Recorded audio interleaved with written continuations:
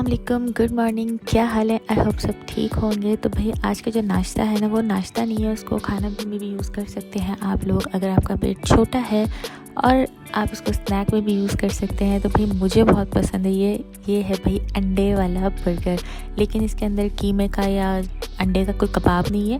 मेरे पास कटलेट्स रखे हैं, मैं उसी का ही उसको फिल करूँगी कबाब की जगह। तो अभी फ़िलहाल मैं ये एक अंडा बना रही हूँ, जिसको फैला के मैं बड़ा करने की कोशिश कर रही हूँ, क्योंकि अंडे वाले कबाब में यूजुअली पतला सा अंडा होता है, तो मैं वही बनाने की कोशिश करूँगी। लेकिन मेरा अंडा मोटा ही बना था और बन ही नहीं रहा था। पहली बात तो ये कोशिश आप देख सकते हैं साइडों से कितनी उठाने की है। मैं चाह नहीं रही थी कि ये ज़्यादा ओवर कुक हो जाए या ज़्यादा रेड हो जाए।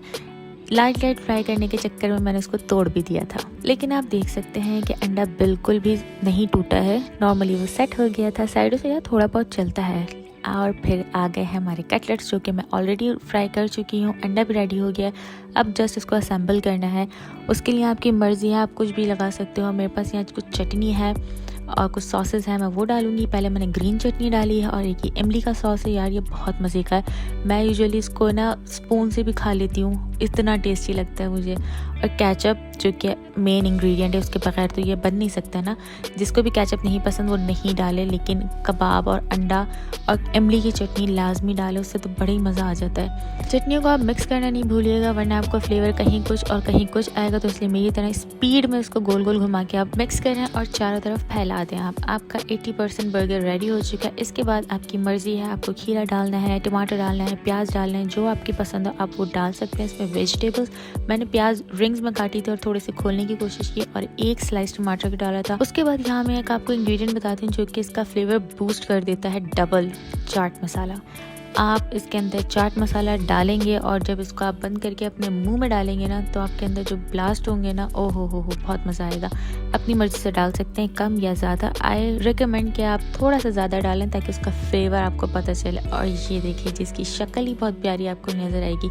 अभी भी ये डन नहीं हुआ है, आपने इसको अभी करना है रोस्ट। जिस तवे पे आपने अंडा बनाया था, आपने उसी तवे पे थोड़ा सा ऑयल डालना है और उसको पहले फैला देना है, क्योंकि मैंने जो ऑयल डाला था वो एक ही जगह जमा हो गया था। फिर मैंने स्पून से उठा के उसको कबाब पे, मतलब बन पे लगा के उसको वापस रखा था। और अब इसको दोनों साइड से आपने रोस्ट कर देना है और इसका कलर हो जाएगा चेंज। ये देखिए जी, आई नो मैं ये बर्गर की रेसिपी कुछ ज़्यादा ही लंबी खींच रही हूँ, लेकिन भाई मुझे पसंद है और मैं वो डालूंगी, क्योंकि आप लोगों को मेरी वीडियोस पसंद नहीं आ रही हैं, इसलिए आप मुझे ना लाइक कर रहे हैं ना कमेंट्स कर रहे हैं। तो फिर मेरी जो पसंद होगी मैं वही डालूंगी।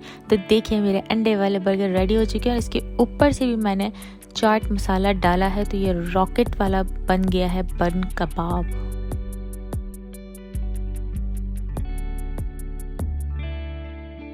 लग रहा है ना मज़ेदार, खाने में भी उतना ही मज़ेदार था। ये देखिए, अंदर सारी चटनियाँ कबाब, और मैंने एंजॉय किया। और उसके बाद मैंने खाना बना लिया था। खाने की रेसिपी आजकल मैं नहीं डाल रही हूँ, क्योंकि मेरा दिल नहीं चाह रहा। इसलिए अगर आप लोग बोलेंगे तो मैं डाल दूँगी, लेकिन अब मैं कराची जाने वाली हूँ पाकिस्तान, तो इसलिए कुछ दिनों बाद आप देखेंगे मेरी रेसिपीज़।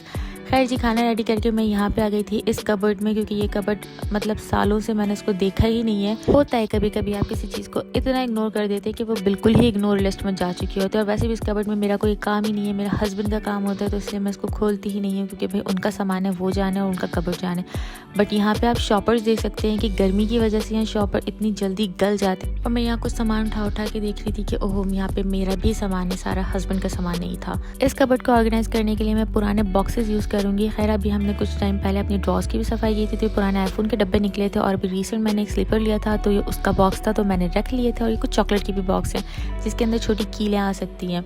सारा सामान मैंने बाहर निकाल लिया, सब अलग अलग कर लिया था कि कौन सी चीज़ कहाँ रखनी है। और अब अंदर की होनी है सफाई, क्योंकि ऑब्वियसली वो छोटे शॉपर्स, मिट्टी, ये सब चीज़ों ने अंदर गंद मचाया हुआ था। सफाई करते हुए एक टिप भी दे देती हूँ कि आपको ऑर्गेनाइजर्स के लिए महंगे बॉक्सेस ख़रीदने की ज़रूरत नहीं है। आप घर में ही जो आपके एक्स्ट्रा बॉक्सेस होते हैं, किसी भी टाइप का बॉक्स, आपके शू बॉक्स भी हो, उससे भी आप ऑर्गेनाइज कर सकते हैं अपनी चीज़ों को।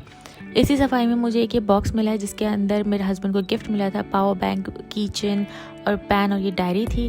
तो भाई इसका अब मैं यूज़ करने वाली हूँ एक बहुत ज़बरदस्त वाला। वो आइडिया मेरे दिमाग में काफ़ी टाइम से है, लेकिन अब जाके फाइनली मुझे मिला है टॉपिक, किस टॉपिक पे मुझे ये बनाना है। और मुझे एक अपना एक और बॉक्स मिला जिसके अंदर सारे बलून्स और सारी बर्थडे की चीज़ें रखी हुई हैं। लास्ट एनिवर्सरी में भी मैंने जो डेकोरेशन किया था वो सारा सामान भी इसी में ही रखा हुआ है। सारे कैंडल्स हैं और सारे फॉइल वाले बलून्स हैं। इसको भी अब मुझे इस जगह ऑर्गेनाइज़ करना है, जो कि मैं ऑलरेडी कर चुकी हूँ सारी चीज़ें। आप देख सकते हो कि वो सारे बॉक्सेस मैंने किस तरह से यूज़ किए हैं। शू बॉक्स या आईफोन के बॉक्सेस हैं, सब में मैंने चीज़ें असेंबल कर दी हैं और वो बॉक्स भी मैंने रख दिया था। ये लीजिए, हमारा कबर्ड कितना शानदार तरीके से साफ़ हो गया। इसको अब करते हैं बंद, लेकिन जो नीचे गंद फैला है उसको भी हमें साफ़ करना पड़ेगा। मेरे कपड़े से लेकर और पूरा कारपेट तक गंदा हो चुका है। एंड में मुझे ग्लव्स मिले जो कि कहीं दूर अकेले गिर गए थे, और फिर मैंने सोचा कि इसको कहाँ असेंबल करना है, तो एक कोने में ये सही रहेंगे। पहले सोचा था फेंक दूं, लेकिन नहीं, कभी मेरे हस्बैंड के यूज़ आ जाता है, इसलिए मैंने रख दिया। और अब मैं यहाँ की सफाई करूँगी, लेकिन उससे पहले हो गई थी अजान, तो मैंने पहले नमाज़ पढ़ ली है, क्योंकि अगर सफाई में लग जाने तो फिर वो आगे आगे आगे बढ़ती चली जाती है और फिर नमाज़ का टाइम लेट हो सकता है ना। इसलिए भाई वैक्यूम स्टार्ट कर दिया मैंने। इस वैक्यूम से ही ये सारी चीज़ें हट सकती हैं, क्योंकि वो छोटी छोटी सी जो शॉपर्स हैं वो चिपक गए थे कारपेट पे। तो वैक्यूम का बॉक्स साफ करने के बाद बहुत अच्छे से सफाई हो गई थी। और फिर मैं जब वॉशरूम में हाथ धोने आई थी तो हमारे नल में इस तरह का पानी आ रहा था। 5 मिनट तक मैं सोचती रही कि इस पानी को हुआ क्या है। फिर मुझे याद है कि हमारी जो ऊपर की टंकी है वो चेंज हुई है, तो भाई नई टंकी में इस तरह का पानी आ रहा है।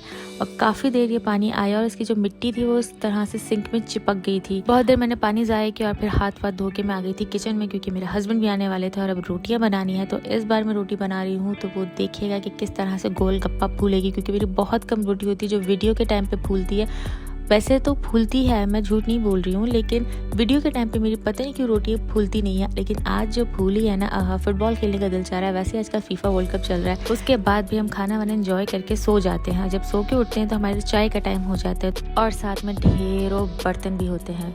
खैर जी, पहले हम चाय निकालेंगे, इसमें हस्बैंड को देंगे। आज मैंने कुछ ज़्यादा ही मसाले वाली चाय बना दी है, अदरक ज़्यादा डल गई थी तो वो सारी छन्नी में आ गई है। और आज थोड़ी डार्क भी चाय बन गई थी, तो कोई बात नहीं, कभी कभी मेरे चाय हस्बैंड स्ट्रॉन्ग चाय पी लेते हैं। उसके बाद भी हम आते हैं बर्तनों की तरफ। पहले हम बर्तन साफ़ करेंगे और फिर हम घर से ही बाहर चले जाएंगे। आज दरअसल मेरा मूड बना है गोलगप्पे खाने का। काफ़ी टाइम से मैं अपने हस्बैंड को बोल रही थी, पर फाइनली आज वो मान गए और हम आ गए सलमान स्वीट्स। रियाद में अब तक जो मुझे गोलगप्पे पसंद आए वो सलमान स्वीट्स पर आए हैं।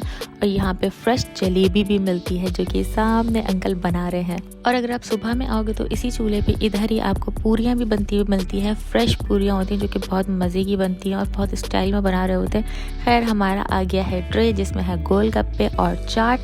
गोलगप्पे इस बार मैंने ज़्यादा लिए क्योंकि मुझे दिल भर के और पेट भर के खाना था, और आज मैंने कहा था मैं घर में खाना नहीं खाऊंगी, मैं सिर्फ गोलगप्पे खाऊंगी। गोलगप्पे खा चुके हैं और अब ट्रे जारी है। यहाँ पे अच्छा आपको अंदर सिटिंग एरिया नहीं मिलता, आपको गाड़ी में ट्रे दे देते हैं। और यहाँ पे एक मैं टिप देती हूँ, जब भी आप गोलगप्पे वगैरह खाएं तो इस तरह का ओपन अबायस पहन कर आएँ, स्कार्फ, ताकि आपको मुँह खोल के खाने में आसानी हो, क्योंकि गोलगप्पे के लिए आपको बहुत बड़ा मुँह खोलना पड़ता है। उसके बाद जब गर्म गर्म जलेबी नज़र आए बनती हुई और वो आप ना लें तो जलेबी की तौहीन कहलाती है। इसलिए हमने जलेबी भी ले ली और खा भी ली है। अब हम जा रहे हैं घर, और मैं यहाँ बता दूँ कि कल मेरा लास्ट डे है रियाद में और कल रात की मेरी फ़्लाइट है। फाइनली वो दिन आ गया है जब मुझे कराची के लिए रवाना हो रहा है। तो बस हमने घर जाके कुछ नहीं किया, हम सो गए थे। और अब मिलते हैं नेक्स्ट वीडियो में। तब तक के लिए अल्लाह हाफ़िज़।